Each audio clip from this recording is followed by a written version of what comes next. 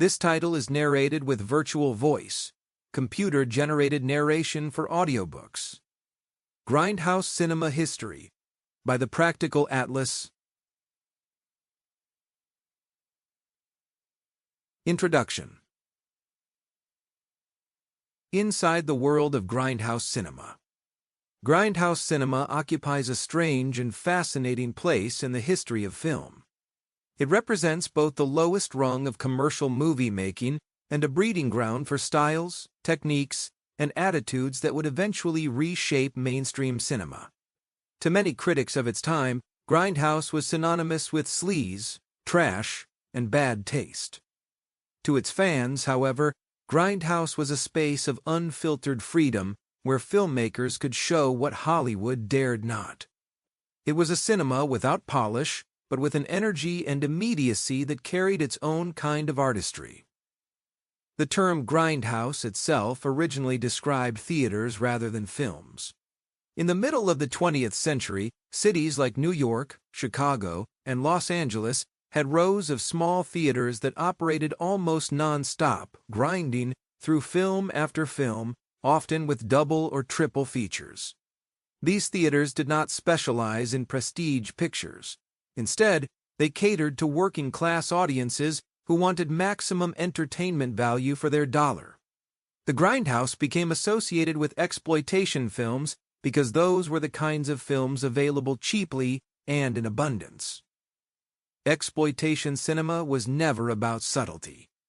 It existed to exploit sensational topics: sex, drugs, violence, delinquency, or whatever else could be sold on a poster with lurid taglines. Often the films promised more than they delivered, but that did not matter. Audiences went in search of the thrill of the forbidden.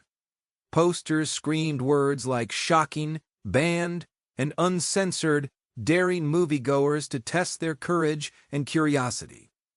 The experience was as much about the marketing and the theater environment as about the movies themselves. By the 1960s and 1970s, grindhouse theaters had become synonymous with Times Square in New York City. The neon glow of 42nd Street lit up marquees advertising kung fu imports, biker epics, and gore-soaked horror movies.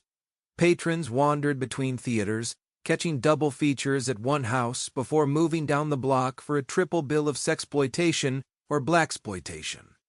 The atmosphere was seedy, even dangerous. Theaters were notorious for drugs, prostitution, and petty crime. Yet, for film lovers who craved experiences outside the sanitized mainstream, these theaters offered something unique. Grindhouse cinema cannot be reduced to one genre.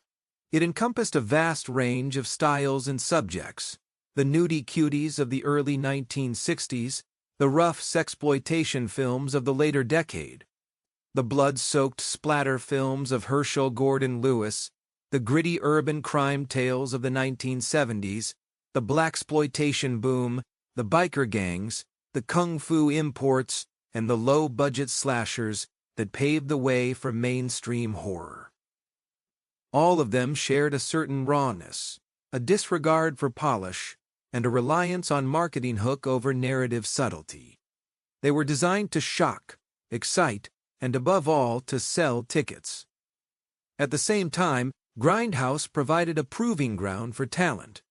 Many respected filmmakers, from Martin Scorsese to Francis Ford Coppola to Jonathan Demme, got their start making or working on exploitation pictures for companies like American International Pictures and producers like Roger Corman. Grindhouse cinema taught them how to work fast, cheap, and effectively. Even if the films themselves were dismissed, the skills honed in that environment shaped the careers of some of cinema's greatest artists. The story of Grindhouse is not just about disreputable films in disreputable theaters. It is a story about American culture in the second half of the 20th century. These movies reflected social anxieties, from the breakdown of traditional morality to fears about crime, drugs, and political corruption. They mirrored the turbulence of the 1960s and 1970s, turning headlines into sensational entertainment. They also challenged censorship, forcing American... To keep listening to this audiobook for free, click the link in the description. It will take you to a free Audible trial where you can listen to this and many other books for free for 30 days.